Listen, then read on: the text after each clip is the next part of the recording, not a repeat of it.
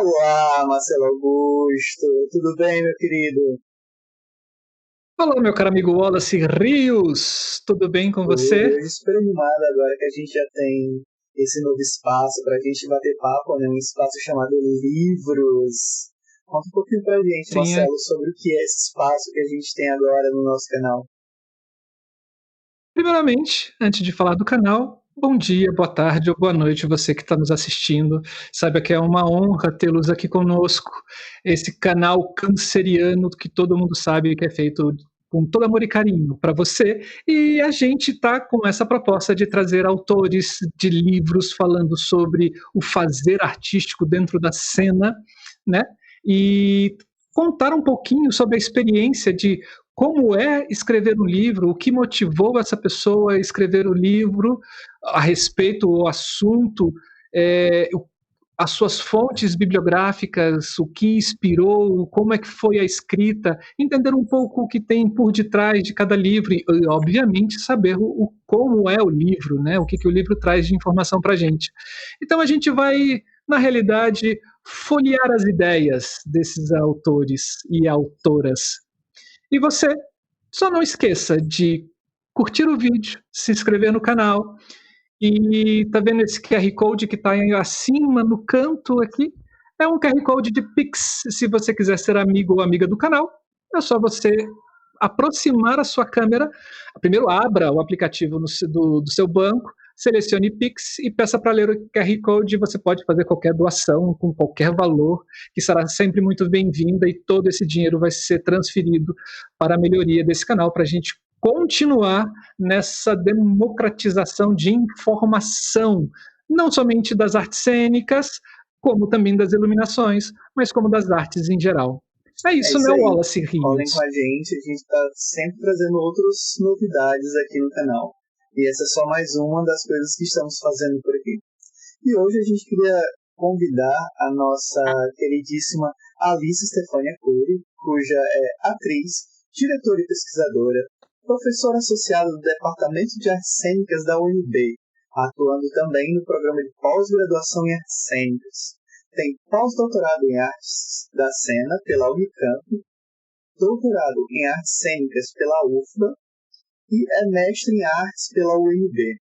Desde 2010, coordena o grupo de pesquisa Poéticas do Corpo, em parceria com a professora Rita de Almeida Castro. Neste grupo, é responsável pela linha de pesquisa dramatúrgica do corpo cênico e artista-criador junto ao coletivo Teatro Instante, Instância Laboratorial de Criação Artística. Autora do livro Traços e Devires de um Corpo Cênico, cujo é o livro que vamos falar hoje, e coautora e organizadora do livro Poéticas do Corpo, Instantes em Cena. E aí eu gostaria de chamar para ir com a gente a queridíssima Alice Stefania. Seja muito bem-vinda. Olá, Alô, Alice. queridos. Oi, Marcelo. Oi, Wallace. Tudo bem, querida? Tudo bem? A alegria estar aqui com vocês, um prazer enorme. Muito bacana o canal de vocês. E agradeço aí a presença de todas e todos. Saiba que pra gente é um prazer imenso tê-la aqui, né? Sabe que eu sou seu fã, né? Para quem não conhece a Alice Stefania, gente, deixa eu falar assim, uma excelente atriz, uma excelente professora, e uma excelente pesquisadora, gente, assim, vontade de pegar ela assim, abraçar forte, pena que a gente não pode por causa dessa pandemia, né? Mas é assim, eu tive a oportunidade de trabalhar algumas vezes com ela em cena e, nossa, sempre fico babando quando ela tá em cena, gente. Uau! Né, assim, essa é a Alice Stefania. Marcelo, Nossa parceiro convidada. querido, aí, iluminador maravilhoso também, super parceiro em vários projetos. Uma alegria. Então, Alice, conta pra gente como é que foi, como é que surgiu essa ideia para a escrita dos traços e devires de um corpo cênico? Bom, então, para falar um pouco de onde que vem a ideia do livro, eu tenho que levar para como surge a proposta do doutorado, né? Esse doutorado, claro, tinha um sentido de buscar uma carreira acadêmica, vamos dizer assim, né? Uma carreira de pesquisadora, professora, mas ele também veio no sentido de instaurar um espaço onde eu pudesse investigar alguma coisa que vinha me movendo há muitos anos, na verdade, em momentos específicos, às vezes isso surgia com mais intensidade. E o que é exatamente isso? Um interesse em tentar entender como os processos artísticos, como os processos de criação podem ser também práticas de si, né? Para usar até um termo mais contemporâneo, mais recente até, nem é um termo que eu uso na tese, é um termo que começou a surgir com mais evidência agora, mais recentemente, especialmente nos estudos do Cassiano Quillet, dialogando com Foucault, enfim. E o que são essas práticas de si? São procedimentos, são processos que tragam uma dimensão ética para esse fazer, tragam uma dimensão, assumam o seu potencial de prática existencial, até espiritual, por que não dizer, né? Então, como é que algumas propostas artísticas podem estar conectando essas dimensões? Esse foi o meu, digamos assim, era isso que me movia inicialmente com mais força para buscar esse espaço do doutorado. Então, quando eu propus o projeto do doutorado, ele era até um projeto bastante amplo, em que eu gostaria de pensar diferentes práticas, eu até chamava na época, no projeto mesmo de doutorado, eu chamei de processos cria-curativos, para brincar com essa ideia da cura, né, que na verdade é um tema até bastante tabu dentro né, do ambiente universitário, do ambiente acadêmico, mais até naquela época do que hoje. Mas aí é sempre importante lembrar que a cura nunca é algo definitivo, ela é sempre uma cura provisória, e a gente está o tempo inteiro nessa busca, né, de pequenas curas, né, na vida. E aí, com o decorrer da pesquisa, eu fui afunilando para uma determinada referência em que eu faria essa troca artística, existencial, espiritual. E essa referência é um conjunto de matrizes ligadas ao taoísmo. Esse foi o meu recorte na época do doutorado. Foi aí que eu falei, não, é por aí que eu vou agarrar essa ideia e experimentar algumas coisas. Esse recorte dialogava bastante com uma experiência que eu vivi na graduação, numa parceria com a Rita Guzmão, que hoje em dia está na UFMG, em que a gente tinha um grupo chamado A Tribo Atrito, e nesse grupo a gente experimentou vários procedimentos de provocação criativa ligados a um conjunto de matrizes taoístas que é conhecido por 5 movimentos, 5 forças ou 5 elementos. Para o taoísmo, ao invés dos 4 elementos que a gente usualmente tem acesso, né, no Ocidente, que é terra, fogo, água, ar, eles trabalham com essas 5 forças na natureza, que é terra, água, fogo, metal e madeira. Então tem uma certa diferença. Então, esse é uma das matrizes desse universo taoísta com a qual eu dialogo nessa pesquisa, né? E ela, então, remonta a essa época de graduação ainda. E, paralelamente, também, um pouco antes de entrar para o doutorado, estava na Piramundo, que também é uma companhia que eu integrei durante alguns anos, logo depois de graduada. E a gente também começou uma pesquisa, puxado principalmente pela Vanessa Rocha, que estava fazendo uma formação em psicologia junguiana, de trabalhos de prática de si, né? De mergulho interno, de auto-imersão para provocação de materiais artísticos. Então, isso também foi algo que, naquele momento, me reanimou e me trouxe novamente o desejo de fazer essa pesquisa. Então, nasce daí o desejo da pesquisa, e aí eu vou para Salvador fazer meu doutorado. E em que consiste, né, essa pesquisa? Eu abracei um certo recorte dentro disso que eu estou considerando das matrizes taoístas, né? Não foi um estudo exaustivo e profundo de tudo que é o universo taoísta, porque isso é bastante grande, e A medicina tradicional chinesa, por exemplo, é toda baseada nesses saberes, né? Então, eu fiz um recorte, né, onde eu achei que mais ou menos daria para me aprofundar, e friccionei esse recorte com processos de criação. E também com aspectos da filosofia ocidental, né? Então, foi uma fricção tanto do ponto de vista teórico, quanto do ponto de vista procedimental, de provocação de processo, quanto do ponto de vista poético, em alguma medida também. Né? Mais ou menos é assim que surge a pesquisa, né? E isso era uma busca praticamente assim de um processo criativo de você, ou do que você veio vivenciando nesses anos até chegar nesse momento? Isso é uma busca, Marcelo, de algo que eu tenho como bússola, digamos assim, existencial, que é justamente de não segmentar as instâncias, né, de existência. Ou seja, algo que me trouxesse ao mesmo tempo uma realização ética e que também fosse algo produtivo do ponto de vista poético, estético.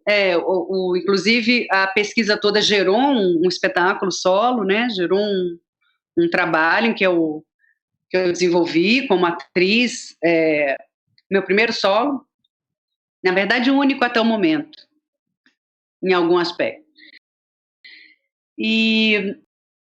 Então, ela responde um pouco a esse desejo de não segmentar tanto as áreas da vida, né? Uhum.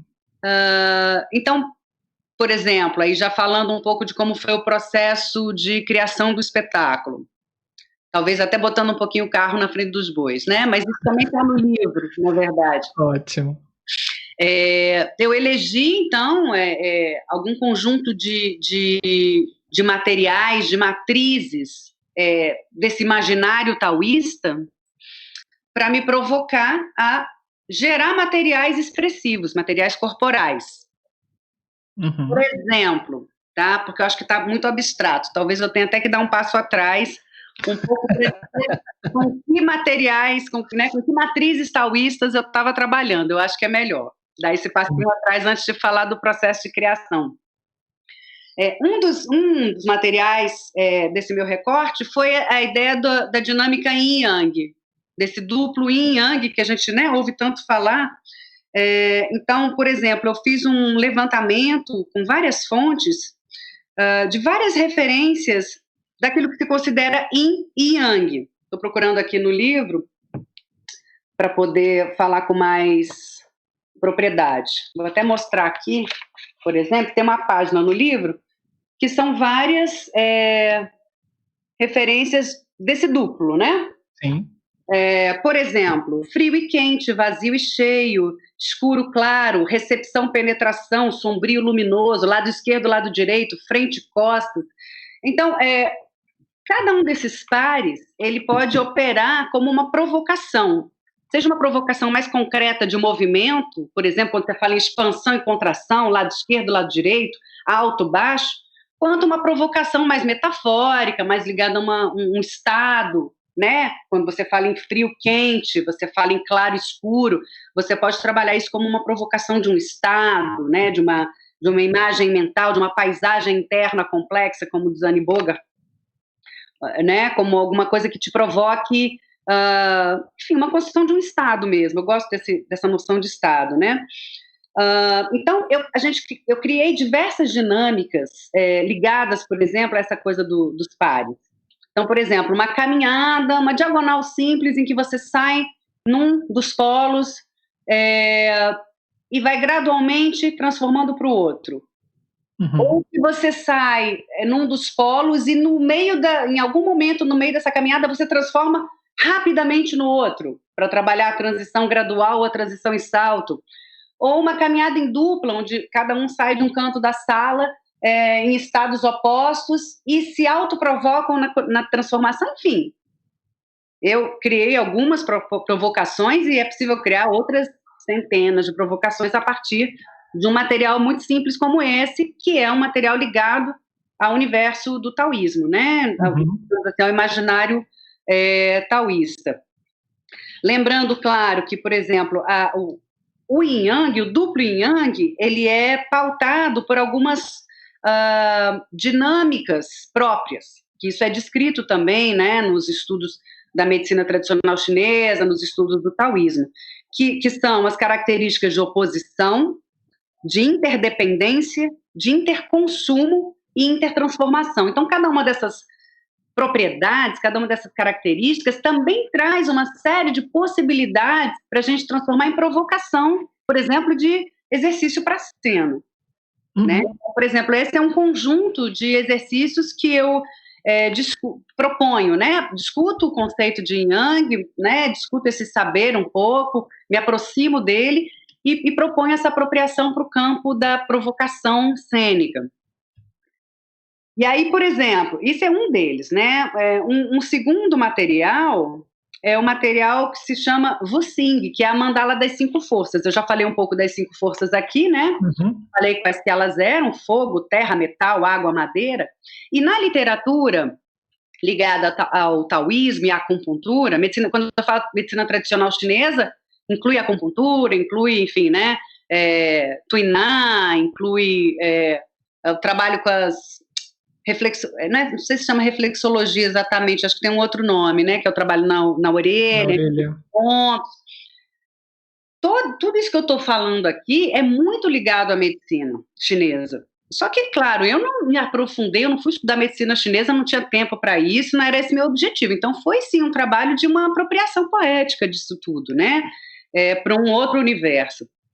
Mas, por exemplo, só para você ter uma ideia, ligado ao fogo, e isso está na literatura específica do taoísmo e da medicina chinesa, você tem o coração, você tem o intestino delgado, você tem vasos sanguíneos, você tem a alegria, você tem a fala, você tem o calor, você tem o crescimento, a gargalhada, a vogal E, o verão, o planeta Marte, o sabor amargo, a cor vermelha, dentre várias outras referências.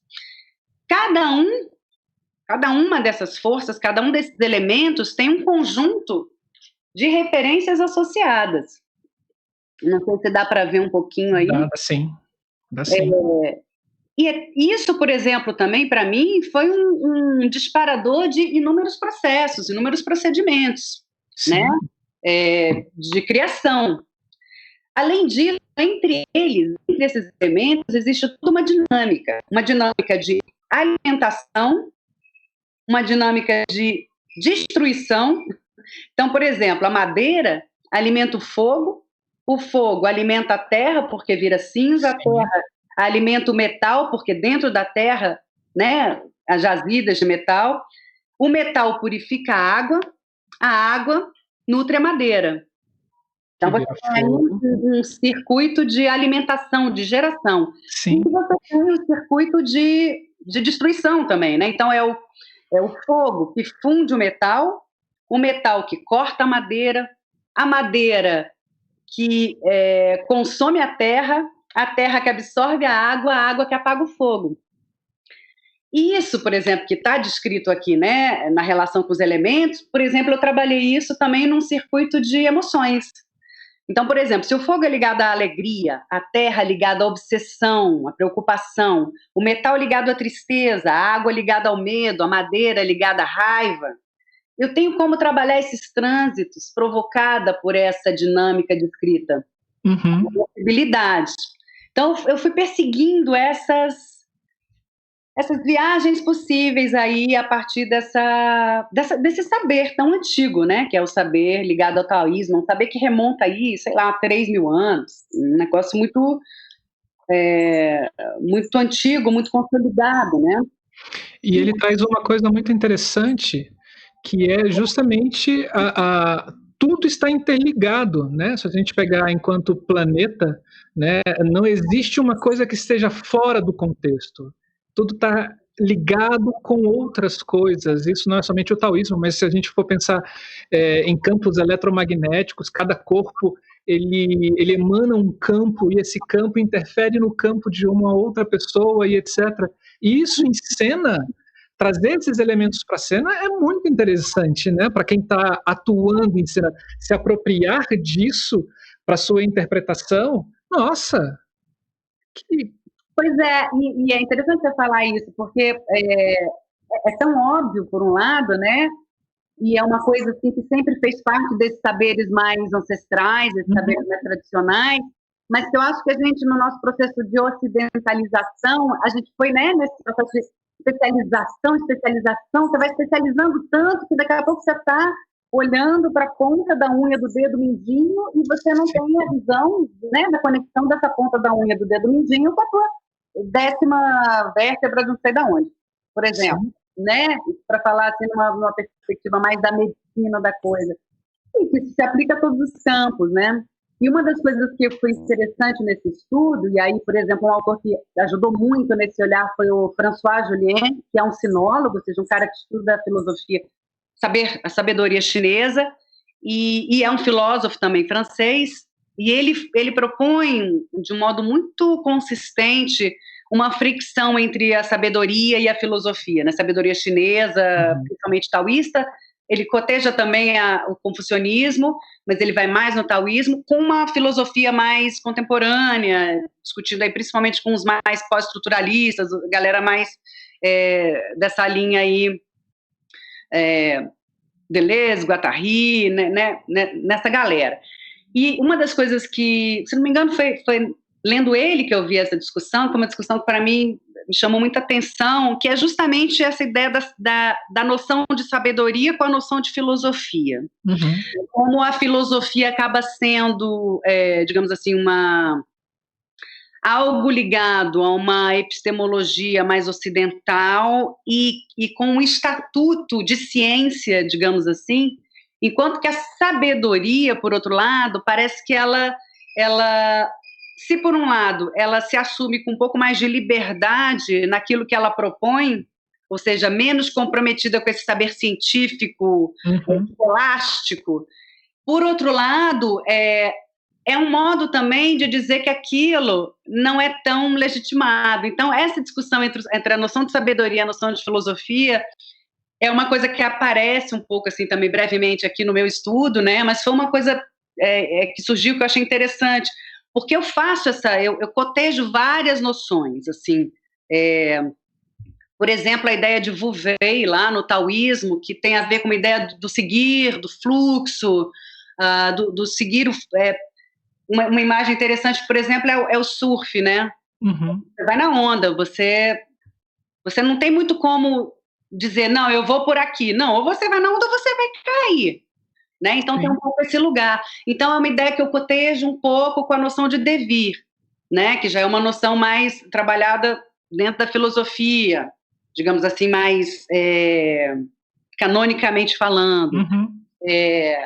Outra noção, a ideia de ti, com uma ideia certa, que às vezes é traduzido por energia, né? E, enfim, também dialogo aí com algumas noções que eu fui buscando no pensamento sobre o corpo e no pensamento... Enfim, eu busquei um pouco nesse trabalho trazer essas aproximações, obviamente não são aproximações no sentido de dizer isso é isso, não no sentido de tentar fazer uma tradução, né? Mas muito mais no sentido de dizer, olha, algumas coisas que aparentemente parecem ser de mundos diferentes, podem ter muito a ver, né? E pode ser interessante também a gente se aproximar dessas ideias. Por exemplo, quando você pensa que o Yin e Yang, de algum modo, nos convida a olhar os duplos de uma maneira menos dicotômica, que a gente muitas vezes é habituado a ver, né? A partir do momento que no Yin e Yang um contém o germe do outro, no auge do um, ele se transforma no outro, né? Toda uma relação de interdependência, quer dizer, você já dissolve um pouco o ranço das dicotomias, das tantas dicotomias que a gente vem alimentando nesse mundo ocidental, vamos dizer assim, né? Então, assim, do ponto de vista teórico, foi um pouco essas aproximações que eu trabalhei. E, claro, também dialoguei com algumas referências no do campo das artes cênicas que eu achei que tinham, né, contribuições para essa pesquisa. Por exemplo, Arthur. Claro, não tem como, né? Maravilhoso. Ele tem um texto chamado, você deve conhecer, todo mundo conhece, Um Atletismo Afetivo. Sim. E nesse texto, ele chega a mencionar literalmente a medicina chinesa e os pontos da acupuntura. É como se ele levantasse a hipótese de que nos pontos da acupuntura poderia haver ali um certo mapa afetivo, um certo mapa de acesso de emoções. Isso foi uma coisa até que em algum momento me passou pelo horizonte. Poxa, será que eu investigo isso? Mas eu achei que eu não tinha qualificação suficiente. Eu teria que realmente ser formada em medicina chinesa para investigar isso. Ou pelo menos na filosofia chinesa, né? Assim, ter um processo de pesquisa. Nesse caso, tinha que ser na medicina, Marcelo, pelo seguinte, porque quando ele fala dos pontos, ele está falando exatamente dos pontos da acupuntura, dos pontos nos meridianos. Então, assim, isso que ele dá assim, uma pista nesse texto, demandaria realmente saber qual é o ponto do coração, o meridiano que, sabe, dos pontos do coração, e se é por pressão contínua ou se é por pressão intermitente, sabe, que eu vou acionar ou que eu vou sedar, quer dizer, um saber que eu não me arvorei a entrar. Mas fica aí até como uma hipótese, embora que eu acho que tenha talvez isso tenha um certo determinismo nisso, que eu não sei se eu acho tão interessante. E aí, o que eu fiz? Eu falei, não, eu vou ficar com o imaginário. E, em termos de práticas, as práticas que eu abracei foram alguns treinos meditativos do Qigong. O Qigong, que a tradução, digamos assim, mais óbvia seria trabalho energético, trabalho com energia, né? O Tai Chi Chuan é um tipo de Qigong, né? Então, Qigong, na verdade, é uma coisa muito grande também, mas eu abracei aí uns 2 ou 3 treinos e trouxe para a minha prática, né? Tanto para a minha prática de docência, muitas vezes eu trago esses treinos, quanto para a minha prática pré-criação, quanto para a minha prática pré-apresentação, né? Um desses treinos, muito simples, tem a ver com captar a energia do céu, captar a energia da terra. Tem um trabalho de sugar essa energia, então tem alguns procedimentos que estão descritos no livro, e que estão descritos em milhares de apostilas de Qigong por aí, né? Quer dizer, eu transcrevi aquelas a que eu tive acesso, sobre as quais eu trabalhei, e que são saberes que vários mestres, né, passam adiante. Eu fiz em cima mais a tradição do Liu Pailin, por meio do Hernani Franklin, que era o meu professor de Qigong na época do doutorado. Depois, durante alguns anos aqui também em Brasília, trabalhei um pouco com a Mônica, que é professora de Tai Chi. Lá atrás também já tinha feito Tai Chi com o Dada, aqui em Brasília. Enfim, aí são momentos parciais aí dessa prática. Então, esse é um treino, por exemplo, que traz um alinhamento e uma reanimação e uma reorganização das energias yin e yang do corpo, super interessante, que eu acho super útil, por exemplo, para um trabalho ou pré-cena ou pré-criação, né? Esse foi uma das matrizes taoístas nas quais eu entrei também. E a última matriz taoísta que eu investiguei foi o I Ching, que tanto, para mim, há muitos anos é um oráculo, eu uso como oráculo, e aí, além disso, eu trabalhei em cima dos arquétipos dos trigramas. E do mesmo modo que eu criei lá com as 5 forças e com o Yang, eu também criei algumas provocações de criação a partir dos trigramas do I Ching. Então, por exemplo, aqui, vou mostrar aqui um quadrinho. O livro tem muito disso, assim, de quadrinhos com resuminhos. Eu depois explico, né? Então, você tem aqui o trigrama Shen, o incitar, que é ligado ao fogo, à impulsão, agitação, provocação, decisão, impetuosidade. Propostas associadas, aí já é uma provocação minha de propostas de dinâmicas de criação, né, de exploração de movimento. Do Laban, né, aí eu associei com as provocações lá do Laban, então, no caso, incitar com socar, bater, que é o forte, direto, reto, a explosão, a ideia da serpente na coluna, o movimento de coluna com a imagem de uma serpente, jogos de poder, o exercício do samurai, né, do Barba, que o Lume depois trouxe e divulgou tanto, né, no Brasil. E outras associações, com o trovão, com a madeira, com o dragão, com o pé, com laranja, grama, bambu, norte. E essas associações, assim, claro, acho que não é para usar tudo de uma vez, porque é too much. Mas são coisas que você, eventualmente, você associa e você vai criando camadas na construção dessa paisagem interna complexa, ou seja, desse estado, né? Eu gosto desse termo da Anne Bogart, da paisagem interna complexa, que eu acho que tem a ver com o estado, que tem a ver também com uma subpartitura, que é um termo que também dialoga tanto com Barba.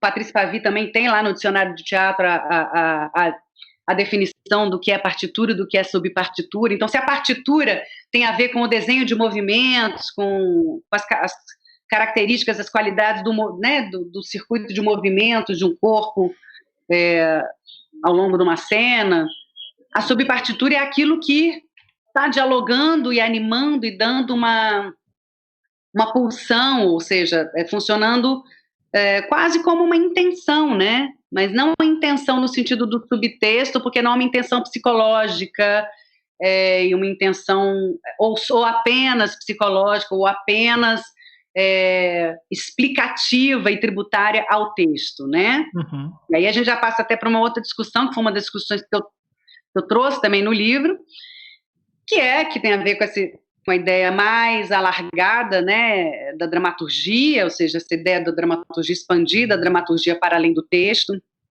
que é justamente essa fratura aí, da qual o Artaud é um dos grandes contribuintes, né, de o texto não ser mais o grande eixo da cena, né? A partir aí do século XX isso vai sendo revisto, tanto não é à toa que eu tenho uma linha de pesquisa chamada Dramaturgias do Corpo Cênico, entendendo esse conceito alargado da noção de dramaturgia, né? Dramaturgia para além daquilo que se fala, ela até é também aquilo que se fala, né? Mas agora eu perdi o fio da minha meada, eu falei de dramaturgia para dizer que aquele, entre aspas, preenchimento de uma partitura não é só da ordem daquilo que explica o que eu estou falando, né? Sim. Quando a gente vai lá no Stanislavski, por exemplo, né, em todo esse pensamento de um teatro mais realista, mais psicológico, se eu quero falar eu te amo, mas eu estou com raiva de você, eu te amo. Eu tenho, né, um confronto aí entre o meu subtexto, que ainda assim está numa ordem da lógica mental, explicativa, causal com o texto. Mas eu posso falar eu te amo movida, sei lá, por um amanhecer, ou por um anoitecer, ou por sei lá, um enxame de abelhas me roendo o intestino. E eu posso falar eu te amo também a partir dessa imagem, né? Sim. E isso vai trazendo camadas de sentido para além de um sentido mais unívoco, ou seja, isso vai trazendo justamente uma polissemia, uma polifonia, né, para essa construção. Isso me interessa. Para mim, pensar a dramaturgia do corpo cênico é pensar essas camadas de sentido, para além do sentido semântico, né? Eu gosto de Dilberman, ele tem essa provocação que ele fala desse triplo entrelaçamento do sentido. O sentido semântico, o sentido estético, que tem a ver com o sensível, com o sensorial, a estésis, né? E o sentido patético, que tem mais a ver aí com o atravessamento, que é muito pessoal.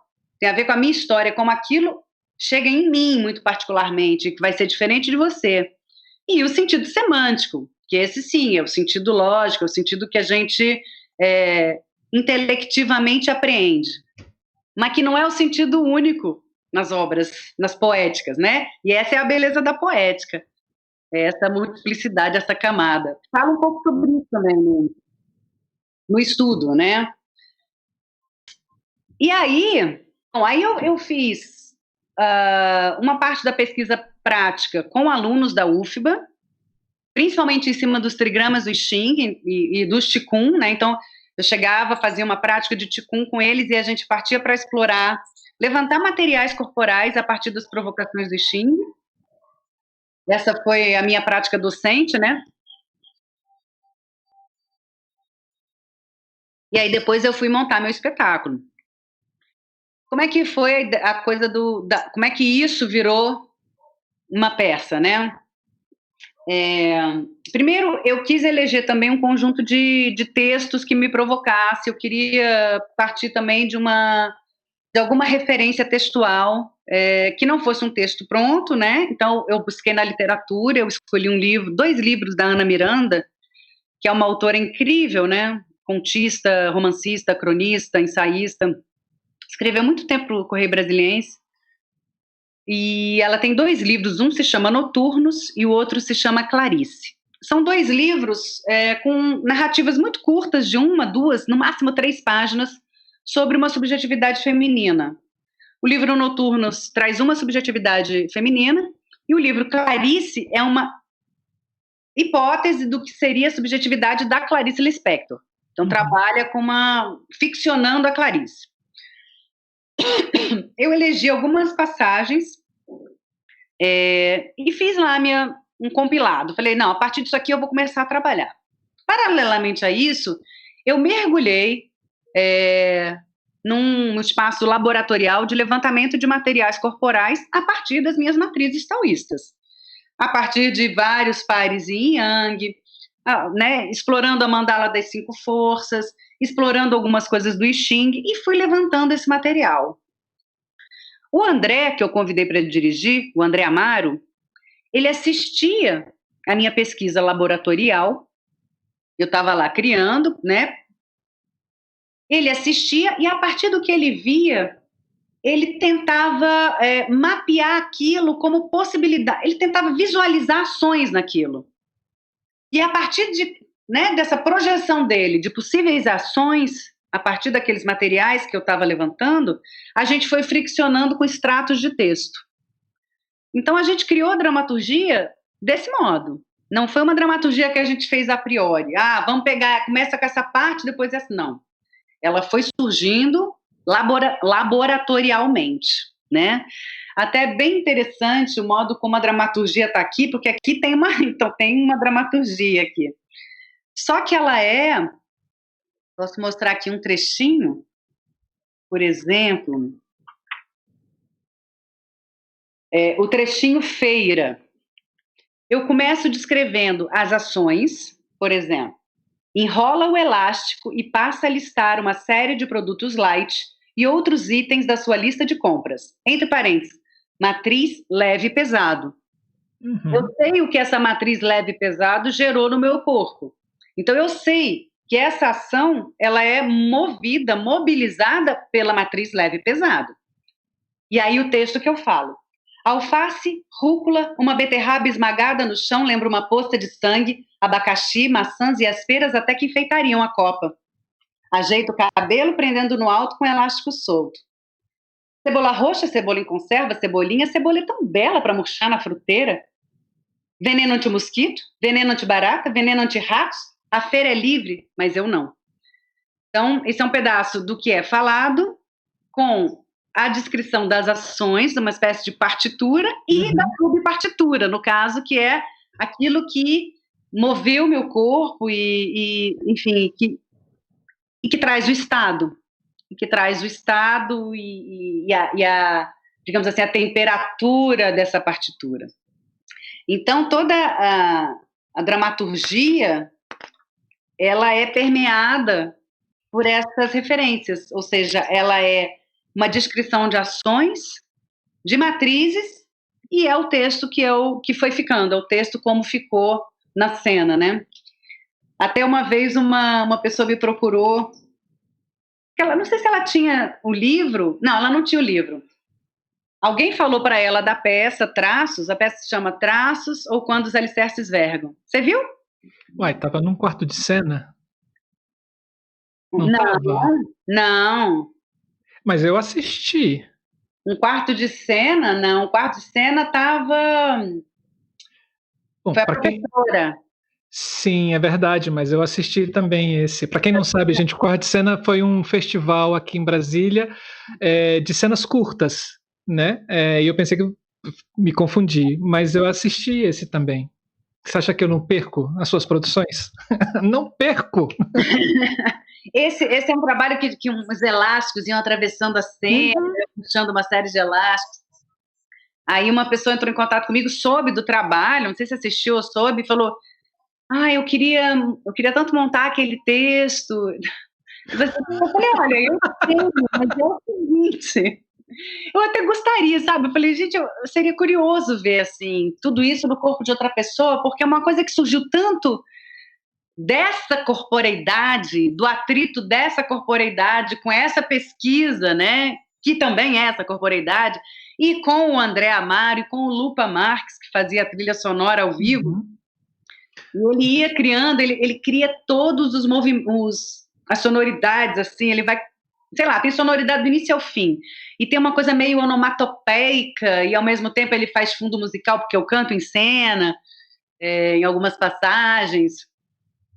Posso mostrar umas fotinhos aqui da peça. Ótimo. Eu sou terrível, né? Eu podia estar mostrando isso, compartilhando tela, mas enfim. Aqui é a equipe, né? Eu, o Luca e o André Amaro. Duas figuras maravilhosas aqui em Brasília também. Aqui tem algumas fotos do espaço e dos objetos de cena.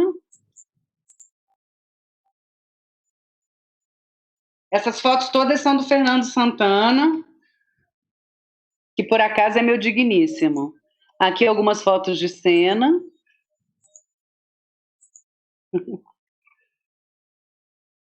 Ai dele se não fotografasse, né? Ai dele se não fotografasse. Mais fotos de cena. E o espaço vai sendo transformado, que vão surgindo esses elásticos, dramaturgicamente. É um espaço que tem um conceito bem dramatúrgico sobre ele. Quer dizer, nada acontece sem um propósito ligado a esse conjunto de sentidos, né? Essas camadas de sentido que eu trouxe aqui, falei um pouco. Aí são algumas fotos. No livro tem outras fotos também, PB. O livro, então, traz a sua inquietação, né? A transformação dessa inquietação em conceitos, ou pelo menos fazendo essas ligações, né? Entre esse movimento ancestral, vamos dizer assim, né? Porque a gente pensa em taoísmo, a gente não tem como a gente não pensar assim na nossa ancestralidade, com as práticas do teatro, né? Com esses autores que o teatro traz, e ele finaliza com a exemplificação desse processo descoberto por você. Basicamente é isso.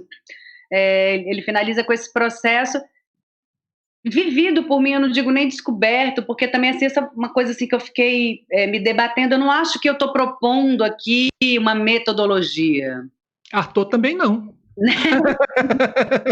Eu acho que não é, quando a gente pensa em método, né, assim, meios para um fim, não sei, claro, traz princípios metodológicos, com certeza, né, mas não é uma coisa fechada nela mesma, né, não é uma receita de bolo, vamos dizer assim, né.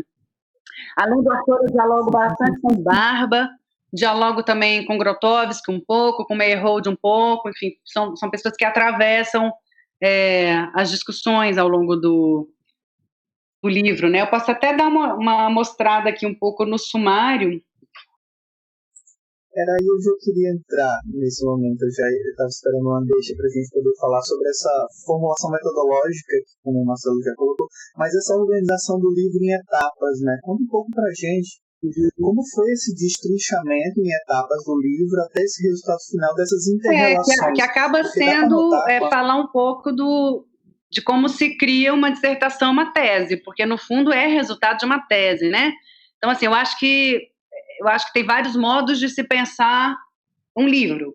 Esse, como ele veio de uma tese, ele faz um caminho de tese, vamos dizer assim, né? Então, ele abre com uma introdução que, de algum modo,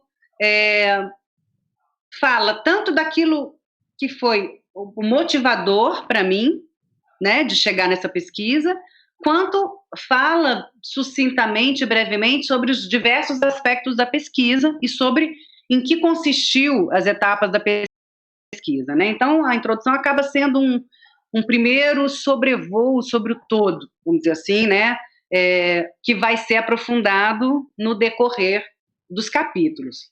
Aí, como é que eu fiz? A minha própria introdução, para vocês terem uma ideia, ela já tem pequenas seções dentro dela que trazem diferentes aspectos. Então, por exemplo, a minha introdução, ela tem o primeiro movimento, que é a apresentação, que é uma coisa mais geral. O segundo movimento, Oriente, então, que eu discuto um pouco esse diálogo com o Oriente, a crítica, né, dessa parte dos estudos pós-coloniais, principalmente lá com o Said, com o Amibaba, né, a crítica ao orientalismo, que é essa coisa de olhar o outro como exótico, como estranho, como diferente, né? Então, trago um pouco isso. O terceiro movimento, entro no taoísmo, então já faço um breve apanhado do que é o taoísmo. Quarto movimento, entre a sabedoria e a filosofia, que tem a ver um pouco com aquilo que eu já falei aqui. Quinto movimento, Qi e micropolíticas. Então, dialogo a noção de Qi com essa ideia de uma micropolítica, que é essa política no campo dos afetos, no campo do sensível, no campo do corpóreo, diferente da macropolítica, que é a política das instituições. E o sexto movimento, expressividade e corpo presente. Já entro mais fundo na questão do nosso campo, das artes cênicas. Tudo isso são os movimentos iniciais, que é a minha introdução. Uhum. Aí eu venho para um primeiro capítulo, vamos dizer assim, que se chama Matrizes Taoístas. Esse primeiro capítulo ele é dividido em Wu Wei, Te. Aí são conceitos ligados às matrizes taoístas que eu vou cotejando com conceitos da filosofia contemporânea também. Qi, Yin Yang, I Ching, Wu Xing e Qigong. Ou seja, são as matrizes que eu abraço, algumas delas são conceitos, outras delas são práticas, outras delas são um conjunto de imagens, digamos assim, um campo imaginal, né? Aí eu vou para as matrizes cênicas num segundo capítulo. Então, eu tive a introdução, tive o primeiro capítulo, que foram matrizes taoístas, matrizes cênicas, segundo capítulo. Textualidades, corporeidades, entre mimeses e poieses, recepções e sentidos, Antonin Artaud, cartografia de afetos, crítica de Derrida, Eugênio Barba, etos em vida e arte, pré-expressividade, partitura, subpartitura e dramaturgia de ator, energia em Barba, efecto.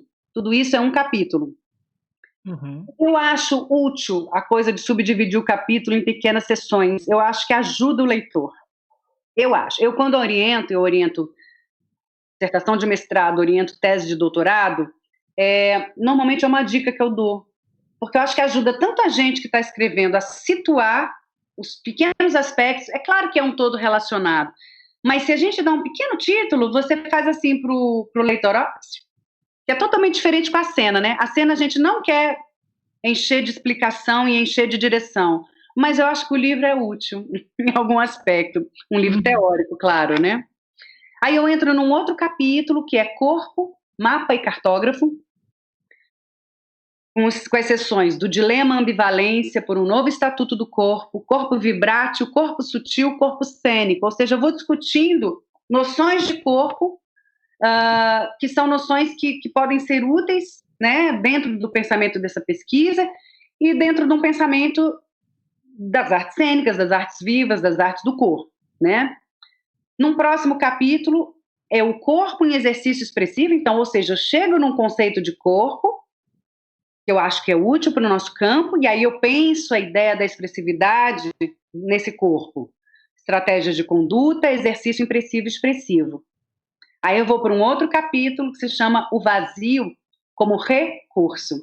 Esse é um capítulo que é bem importante para mim, porque, do ponto de vista filosófico, eu acho que ele traz talvez o grande cerne do que é, para mim, essas práticas de si e como elas podem impactar positivamente, tanto na nossa existência quanto nos processos de criação. Porque se impacta na existência, impacta em tudo, né? Impacta no trabalho, impacta na relação familiar, impacta na criação. Simples assim. E essa ideia do vazio como recurso, e esse recurso separado, no sentido de que é algo a ser sempre recursado, né? É o vazio, não o vazio no sentido pejorativo, porque a gente usa muito o vazio no sentido negativo, né? Uhum. Tô me sentindo vazia. Não, é um vazio no sentido de uma predisposição a esvaziar para receber, para ser poroso, para poder trazer o novo, para poder criar, né? Para poder olhar o outro, e o outro é o outro humano, é o outro copo, né? Com o qual eu posso, sei lá, interagir, é o outro luz, é o outro bicho, né? Enfim, são as outridades humanas e não humanas, né?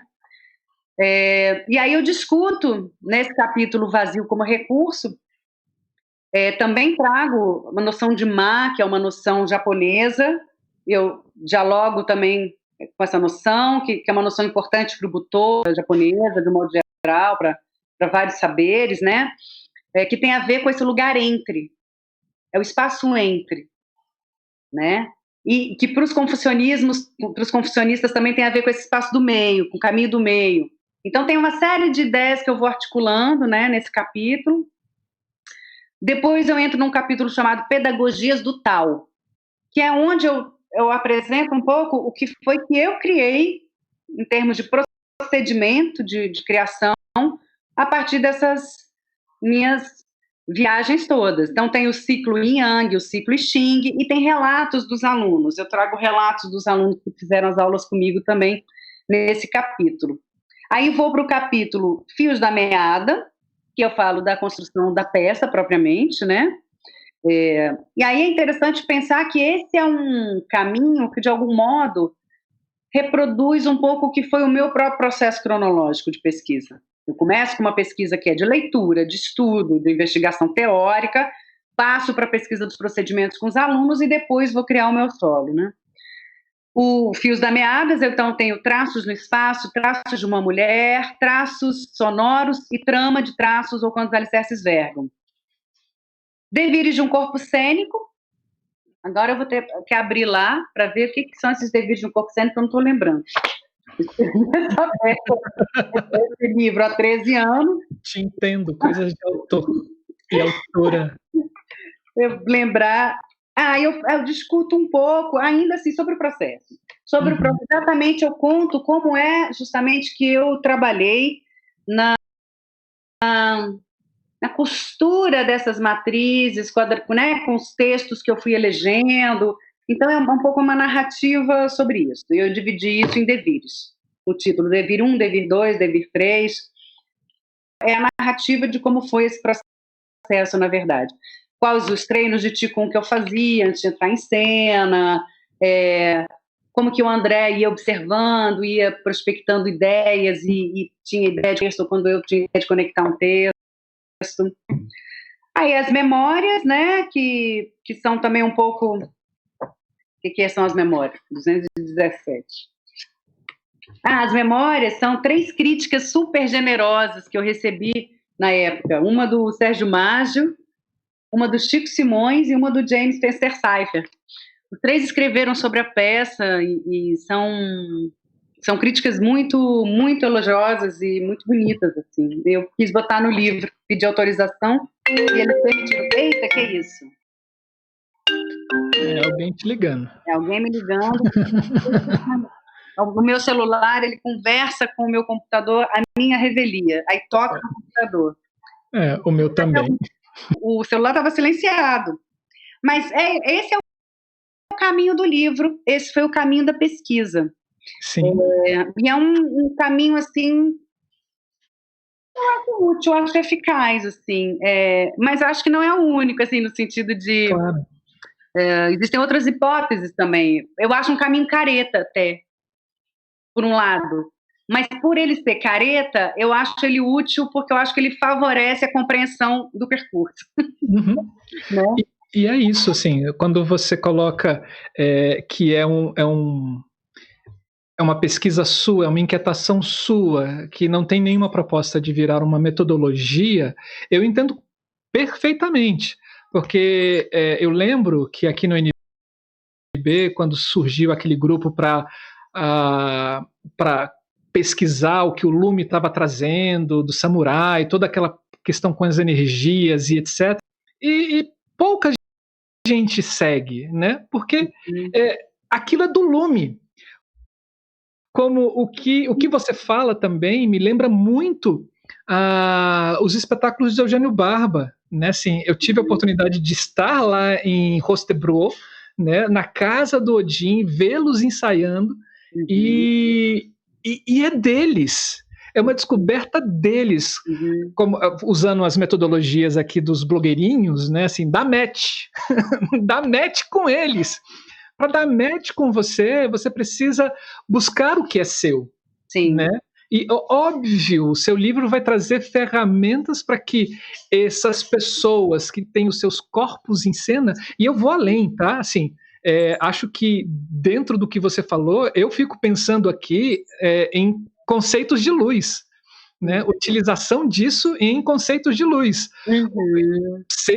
Seja para luz, seja para cenário, seja para figurino, seja para todos os elementos que compõem a cena, eu vejo hiper pertinente. Óbvio, passando por quem eu sou também, né? Tendo você como referência. Olha, isso é muito, muito bacana. E como é que foi, assim, porque o livro ele é pela editora Dulcina de Moraes. Né? Para quem não sabe, a Faculdade Dulcina de Moraes é uma faculdade de artes aqui em Brasília. A gente tem também a UNB, na qual você é a professora da UNB. Né? Como é que foi isso de conseguir publicar esse livro, essa tese que vira livro, e como é que foi publicar isso? Quais as dificuldades e as alegrias? Bom, assim, a grande bênção foi ter conseguido um FAQ. Na verdade, eu fiz um projeto para o FAQ. Fundo de Apoio à Cultura. Fundo de Apoio à Cultura para publicação, e fui aprovada. Então, era um projeto que tinha a publicação do livro e, ao mesmo tempo, tinha também uma espécie de um laboratório com essa investigação. Eu levei para o grupo algumas provocações, a gente criou uma série de vídeos também, né, inspirado tanto nessas provocações como também outras coisas que a gente estava investigando no momento. Então, o projeto foi aprovado para o livro, para essa oficina e para essa sequência de vídeos, resultado dessa imersão que a gente fez. Aí, bom, eu tinha os recursos para pagar a publicação do livro, né? Então, procurei a editora Dulcina na época, porque eu cheguei a dar aula no Dulcina também, Marcelo. Na época eu não estava mais dando aula, não, mas eu cheguei a dar aula. E o Dulcina estava num momento assim, a editora estava num momento bem efervescente, publicando muita coisa legal. Acho até que agora deu uma parada, né? Mas na época estava bem bacana, assim. Eles publicaram, inclusive, coisas do Barba, coisas do Peter Brook, republicaram, né? Relançaram em edições especiais, e coisas locais também, da Cristiane Sobral, do André Amaro, enfim, vários livros muito bacanas. Então, eu procurei, na época, o editor, propus, e aí ele gostou.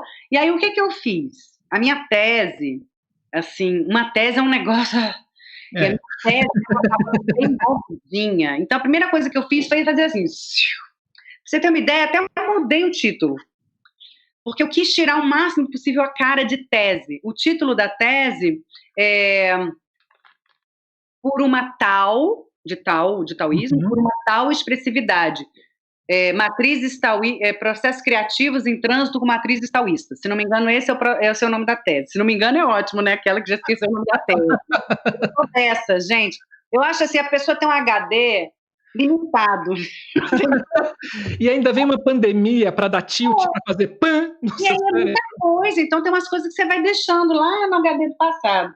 Mas aí eu quis, inclusive, dar um título um pouco mais ágil, né? E eu falei, como o espetáculo para mim foi alguma coisa muito importante no processo, assim, fez um sentido existencial muito profundo para mim, eu queria que, de algum modo, também o nome do espetáculo tivesse junto ali. Aí eu pensei traços, porque traços também, ele dialoga com essa ideia das reminiscências, ou seja, com a lembrança, quer dizer, você falou, né, dessa conversa sobre a documentação no teatro, a importância desses documentos, e a gente tem todo um campo de estudo aí, que é a crítica genética, que se debruça sobre isso, né? Que se debruça sobre aquilo que fica, os registros, os cadernos de diretor, as fotos, matérias de jornal, tudo isso, é fonte, né, de pesquisa. E eu acho que a noção de traços, ela dialoga com tudo isso também. São os resquícios, são as reminiscências que vão ficando, é aquilo que você vai, né, juntando. Então, acho que, além de ser o nome da peça, eu gosto dessa ideia para dialogar com uma obra que olha para um processo, né? Então, que vai guardar algo de uma análise genética, embora tenha sido eu mesma, né, que vivi o processo. Traços e devires de um corpo cênico. E aí eu gosto de afirmar essa noção de corpo cênico, que para mim é uma noção útil. Inclusive, a linha de pesquisa, né, que eu estou à frente é dramaturgias do corpo cênico. Eu tenho um projeto de pesquisa que é processos de composição e concepção do corpo cênico, princípios de composição e concepção do corpo cênico. Então, para mim, essa é uma expressão útil. E a ideia de devires, porque eu acho que eu sou muito movida aos devires, ou seja, nesse sentido do fluxo. Eu como artista, como pensadora, como pessoa na vida, eu sou uma pessoa movida ao fluxo, né? Me deixo levar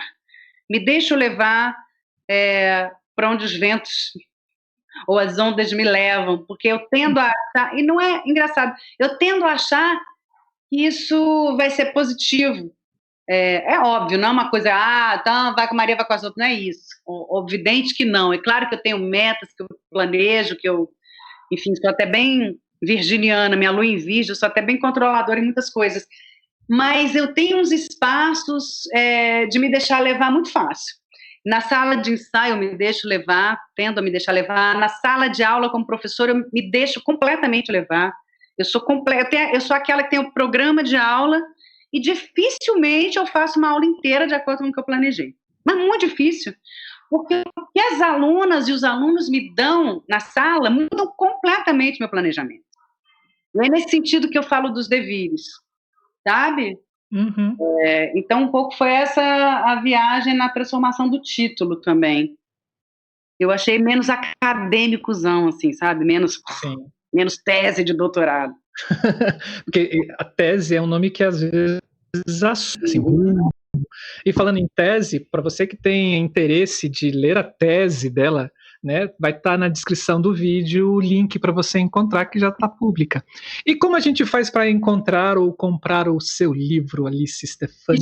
Que está muito melhor de ler do que a tese que está pública, porque ele já está enxugadinho, revisadinho, porque aí, claro, fui olhar a tese alguns anos depois, é claro que muita coisa a gente já vai, né? Sim. Então, assim, a tese está pública, mas o livro eu recomendo, acho que... Pois é, eu acho assim, se jogar o nome dele no Google, eu acho que tem no estante virtual, você encontra alguns links. Tinha na Cultura, a Cultura agora meio que fechou, né?